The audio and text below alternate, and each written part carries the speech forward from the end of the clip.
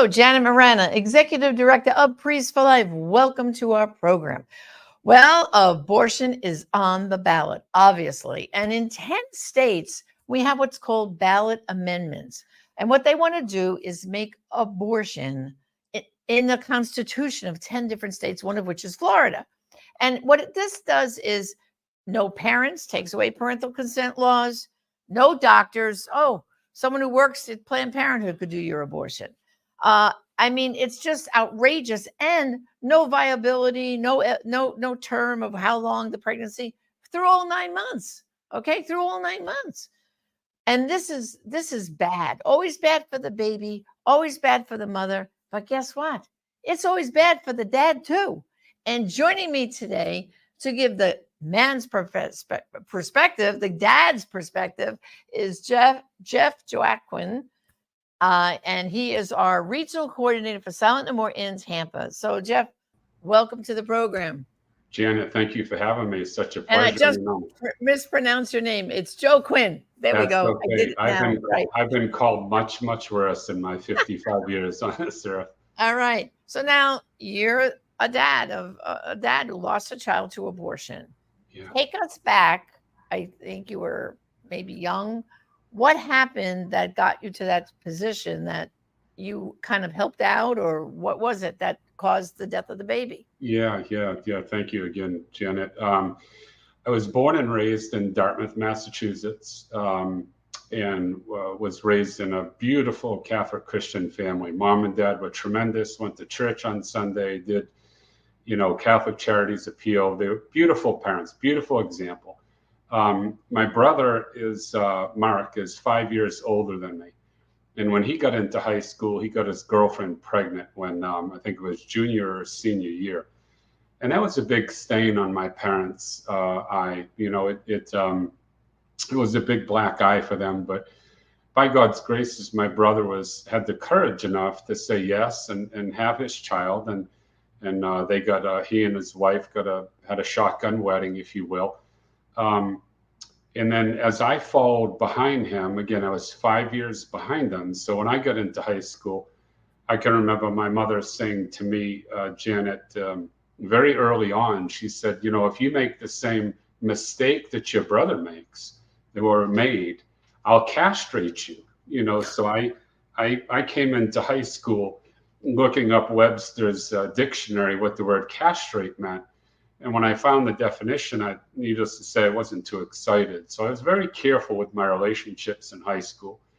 But around senior year, I developed a strong relationship with my girlfriend, and one thing led to another. And I got the phone call it was a Thursday or a Friday in the third week of July of 1987. And that was back when the phones used to be attached to the wall, and my dad answered the phone and handed it to me and said, "It's your girlfriend." And I picked up the phone and she said immediately, "We have a problem." She didn't say hello. She didn't want to get into any pleasantries. And when she said that, Janet, I can remember my heart falling into my stomach. And even before she told me what the problem was, I knew what the problem was. And instead of giving her the opportunity of telling me what her opinion was and even finishing the story for that matter, I said, let me guess, we're pregnant. And she said, "Yes, we're pregnant." And I said, let me do this. Let me call you back. Give me 24 hours, and I'll call you back and we'll figure out what we're going to do with this problem, in air quotes. So I called her back 24 hours later, Janet, and I said to her, "I'm not ready to be a father." I was a high school football, played a little bit of football, was going off to college and with the hopes of making it in the NFL. And I had no intentions of being a father at that time. That was going to ruin my whole life, if you will, Right. So now, I'm just curious, Jeff. You had your older brother who Yep. You said they had the shotgun wedding. By the time this was happening to you, was he still married to that girl? He was, Janet. Yeah, so that he would have been his oldest son, which is Mark Jr., would have been about 3 years old when my girlfriend and I had gotten pregnant. Yeah. So he was still married, and he still had obviously his 3-year-old son. And So you then, had that as an example, like, well, do I want to be married now with a family like my brother, or take the abortion option, right? yeah. And really, Janet, at that point in time in my life, even though my parents raised us good Catholic Christian boys, both of us, the Holy Trinity for me was me, myself, and I. I didn't, Father, Son, Holy Spirit, Author of life, all that kind of stuff meant nothing to me. I wanted, and again, I went on to college, played football in college, and two-time preseason All-American, and had the Buffalo Bills and Miami Dolphins come to my football games. I wanted to go to the NFL. That's what I wanted. I didn't want to be a father. I didn't want to be a husband. I didn't want to be any of those things at that point in time. I wanted to play in the NFL. So that was what was guiding my decisions at the time, and Mhm. and And caused me to, okay, so now your girlfriend, though, what was her feeling like? Here, she obviously loved you, and you were putting your football stuff ahead of her and your child. Was she? Did she just acquiesce then when you were leaning on the abortion road? yeah, it's such a great question. I get asked that all the time. I never asked her, Janet, never asked her if she wanted to have the child. I never asked her what her opinion was. I never asked her what she was feeling. I basically told her that Should I we wasn't stop? ready, wasn't What- ready to be a father, and to set up the appointment, and we were going to have an abortion. So Sorry to interrupt. Sorry to interrupt.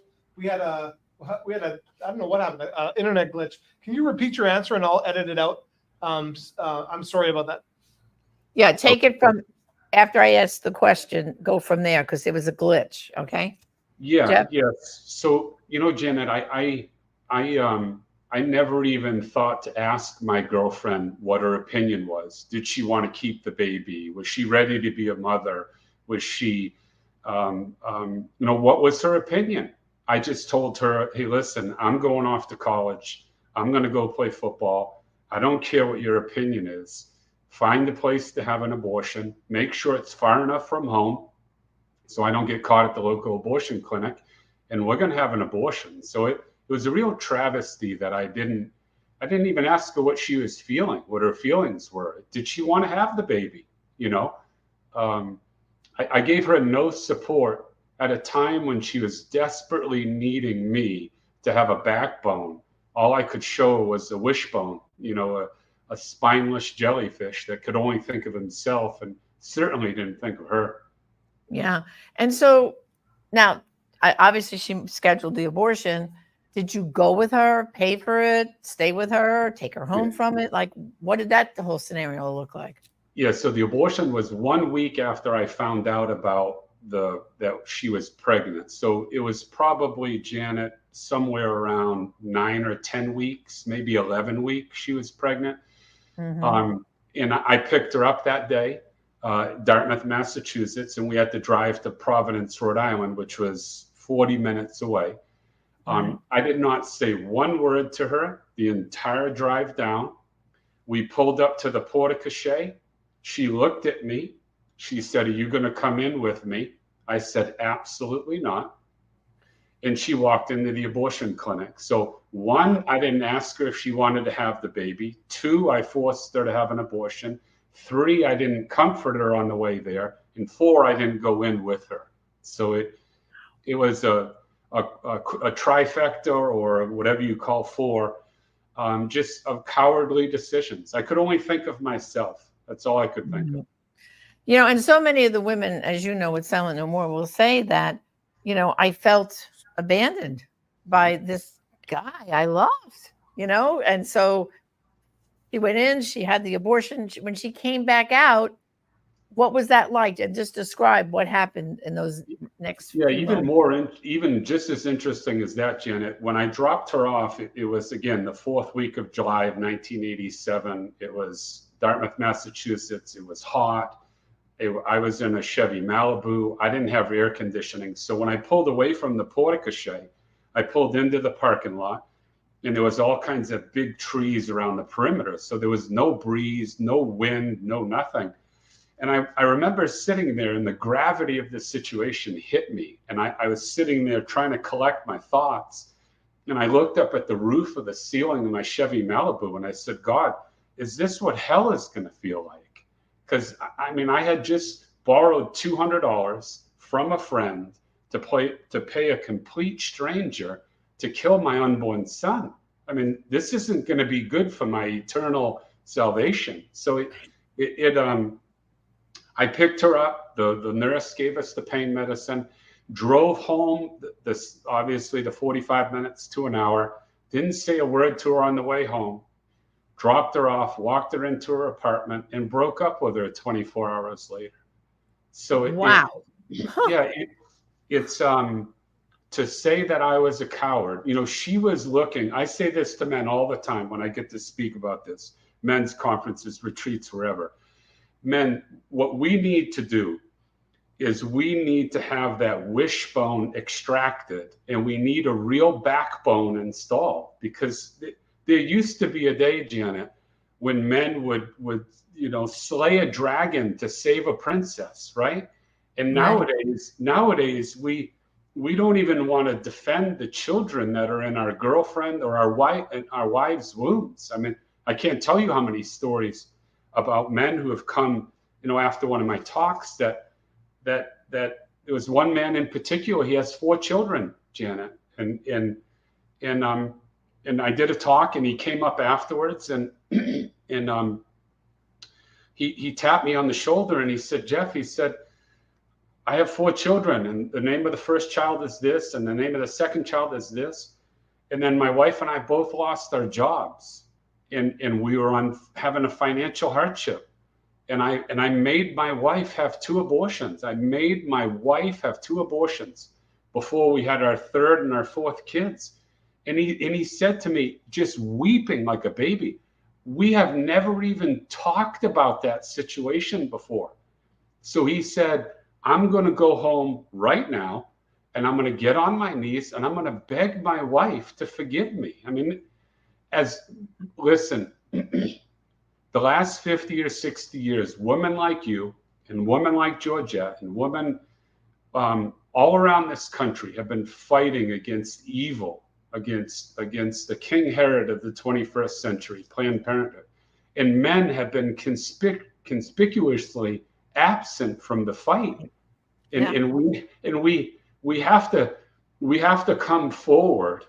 Right. Okay. What does Edmund Burke say? Edmund Burke, the 18th century philosopher, says all that evil requires is for good men to do nothing. Well, good men have done nothing for 50 years. It's time for good men to step off of the sideline and into the game and support women like yourself and Priests for Life and Silent No More and Students for Life, and start defending, not just defending our own children in the womb, but defending the people who are trying to defend evil. Right. From getting into the wombs of our wives and our girlfriends. So now, Jeff, you said you broke up with your girlfriend the next day. Did you have any more contact with her over the years, or that was it? And then my next follow-up question is, how did you eventually reach out to get healed from the pain that you eventually saw yourself in? Yeah, wow, great question. I never spoke to my girlfriend, Janet, until actually, I'm going to answer your second question first, because it's the preface for the answer to your first question.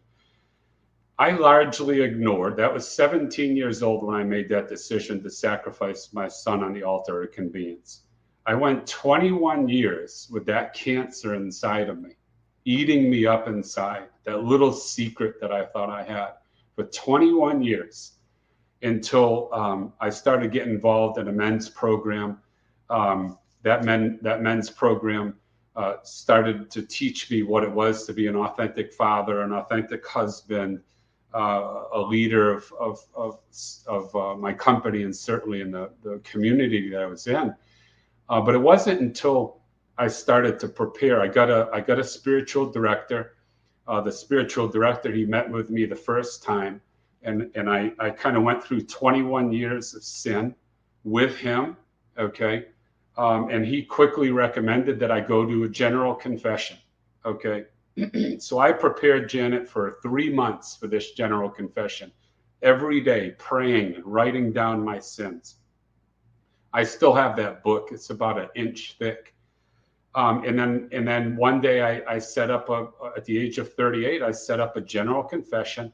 I went into the priest, and about an hour and 15 minutes into the confessional, I had to confess that I had killed one of his defenseless children in the womb so many years before.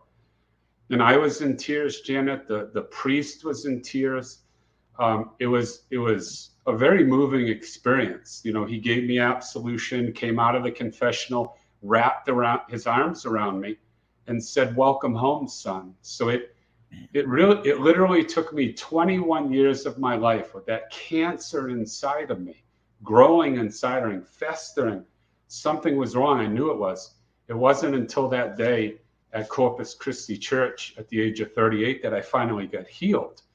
But Janet, irregardless of the method by which us as Christians seek our healing, whether it's in a confessional or not, getting sacramentally healed was the first step for me. Okay. But then being able to forgive myself, that was a whole nother process, Janet. And I'm still working on that 17 years later. But to answer your first question, okay, after getting sacramentally healed of the grave mortal sin of an abortion, the next step in my healing process was to share that story with my beautiful wife, right? My wife and I have been married 25 years now this year. So I shared my abortion story so many years before, had nothing to do with her, and she helped me carry that cross.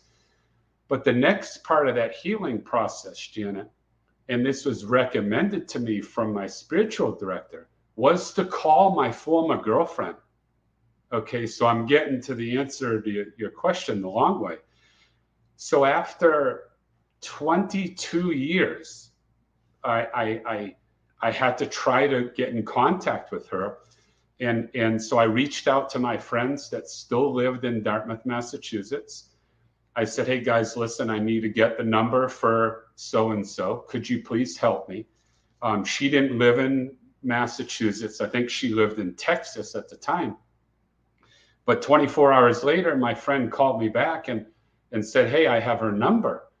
And I can remember a good friend gave me the number. I said, "Listen, there have been times when I've called you before and you didn't call me back for like a week. And here I go asking you a question to find my former girlfriend's number. I was hoping you'd call me back like a month later." But a day later, he called me back and he gave me her number. And Janet, at that point in time, I obviously spoke with my wife, got her approval, to call my former girlfriend and talk about such a topic. But then I called her, and Janet, it was the hardest conversation I've had in my life. And I've had a lot of difficult conversations in my life. Okay, because the devil the whole time was telling me, you don't need to call her. That's right. Don't do it. It wasn't your fault, Jeff. It was her fault. She should be calling you. Just don't do it, Jeff. And I knew God at that point in time in my heart. I knew what right from wrong was. So I called her up, and one ring into it, Janet, she picked up. And after a minute or two of awkward reintroducing ourselves after 22 years, I said to her, "Could you possibly forgive me for forcing you to kill your unborn child in the womb?" And by God's graces, she forgave me, and it was a 500-pound. See, I thought it was going to be the 500-pound gorilla coming off of my chest, right? But I never thought of it from her perspective, because as I was trying to convince myself to not call my former girlfriend, my spiritual director said these words to me. He said, "Jeff," he said, "you've gotten forgiven from God for the great mortal sin. Yes or no?" "Yes." "Have you forgiven yourself, Jeff, for that sin?" And I told Father, no, I haven't. I haven't. I still feel the pain. And he said, if you feel that way, can you imagine what your girlfriend felt like then? And can you imagine what she feels like now because you didn't support her? So I knew it was the right thing to do, Janet. And it took Right. 22 years. And shame on me. I should have done it a lot sooner, but at least I set myself and her free from that captivity. That's great. That's wonderful. Have you ever gone through an abortion recovery program like Rachel's Vineyard or anything else? Yeah, Janet, for the last 4 or 5 years, I've been blessed to travel the country, men's conferences. I was up there at the Silent No More from March for Life. I've spoke just about everywhere that you can on this topic. Okay, and it's been such a great blessing for me. Mhm. I'm honored and privileged to do that, to share my story with others, to help them come out of the Right. darkness. Well, so So, now, Jeff, here we are in this abortion on the ballot, right? yep, And yep, 10 states have ballot amendments to make abortion in their constitution legal through all 9 months of pregnancy, no parental consent needed, not even a doctor has to do the abortion. So, and we're here in Florida and we have Amendment 4, and in the other 9 states, they have their amendments.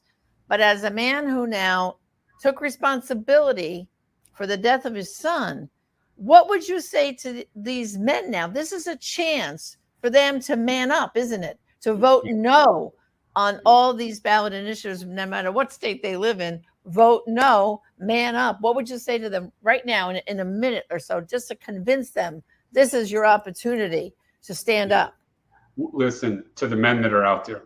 Whether you've had an abortion in the past or not, you need to seek forgiveness for that. Okay. If you haven't had an abortion in the past, that's fantastic. Okay. The pain and the suffering that I've had to endure for the last 38 years of my life because I did that. See, at 17, I thought I was making a decision I was going to get to sweep under the rug. But there hasn't been a day in 38 years when I haven't thought about my unborn son. I pray to him every day.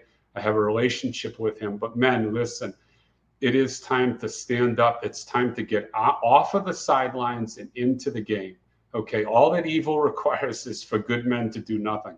It's time for us to stand up behind our girlfriends, behind our wives, and against the evil that is. We wouldn't let a stranger or a burglar break into our house and go up to the room of our children and kill one of our children. We would not let that happen, men. So why are we letting that happen in the innocent wombs of our daughters, our wives? We can't let it happen. And men, we do have to stand up. We have to step off of the sidelines, get into the game, and start to defend truth and beauty for all that it is. Well, Jeff, what can I say? Thank you so much for your witness. Of course, with Silent No More awareness campaign, we're so grateful for you being our regional coordinator over there in Tampa and for all the speaking you do to really change hearts and minds. So God bless you, and thanks for joining me. Thank you very much, Jenna. Have a blessed day. God bless you. God bless. Well, brothers and sisters, I hope you got the message here. Abortion affects, like I said, always bad for the baby, always bad for the mom, always bad for the dad too. And I hope you got that message. And I also hope that you will see why it's important in this election. Vote pro-life, vote no on these ballot amendments. And remember, it's up to you now, because there are some abortions only you will be able to stop. And therefore, some lives only you can save. Join us again next time. Thank you, and God bless. Hi, Janet Morana here. And you know what? When Christmas comes, sometimes people have lost a grandparent or a parent. And for children, it's difficult to say, like, where are they? This brand new book by Anthony DeStefano, Christmas in Heaven, is awesome. It is a grandfather telling his grandson where Grandma is. And you know what? It takes a special focus on saints. There are 25 saints that are highlighted in this beautiful story, and all the saints are doing different things up in heaven. And you know what? November 1st is All Saints Day. Maybe you'd like to get a copy of this book early. Go to the link, order it today. Christmas in Heaven by Anthony DeStefano. You're going to love it.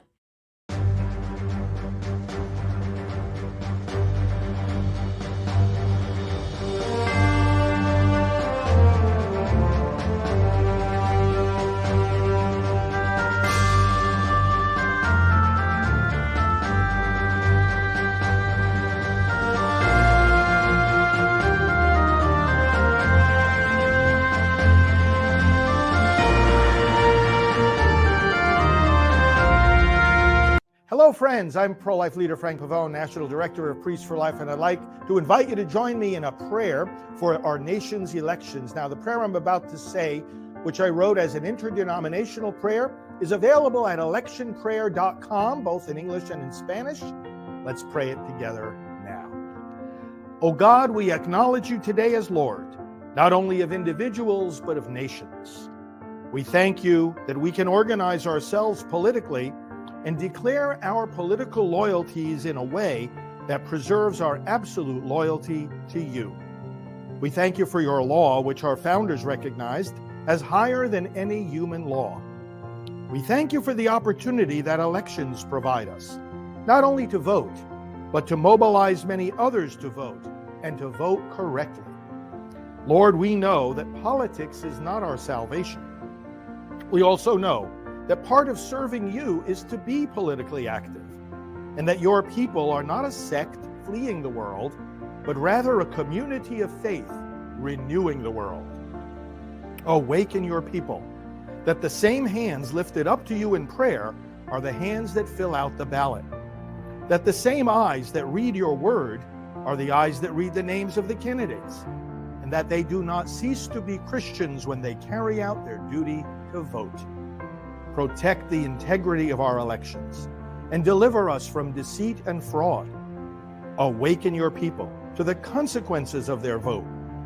A vote to advance freedom and thwart tyranny, to protect children from indoctrination in falsehood and sin, to defend marriage and family, to stop the killing of the unborn, the most vulnerable of all, and to save our nation from destruction. Lord, we rejoice today that we are citizens of your kingdom. May that make us all the more committed to being faithful citizens on earth. We ask this through Jesus Christ our Lord. Amen. Friends, I invite you to download this prayer at electionprayer.com, to order the prayer cards to use among your various groups and organizations and political efforts, and indeed to pray it each and every day that we may have victory in these elections. God bless you. In various states this fall, measures will be on the ballot to increase the numbers of abortions, to make it easier to get an abortion and to have abortions performed later in the pregnancy. This is one of the procedures that would be made legal. The baby, as you can see, is dismembered step by step. Arms and legs torn off. Head eventually crushed. These are babies who could survive outside the womb. These are babies who feel pain. Do you think this procedure should be legal? If not, vote against the abortion amendments. Hello, I'm Dr. Alveda King, board member of Priests for Life. More money is being spent in America to kill babies in the womb than to save them. Together, we need to change that, and today I want to invite you to support our work at Priests for Life. Why ours rather than other groups? Because we have a unique team that helps lead in every arena of the fight against abortion, and we activate the churches where you find people who are most likely to get involved in that fight. To awaken a pastor about abortion is to awaken thousands of people he serves. We do not receive church funding or government grants. We rely on you for individual donations. We have a very high evaluation among charities and top security on our donation site, prolifegift.org. You can go there for a one-time gift or to become a monthly donor, or you can call us at 321-500-1000.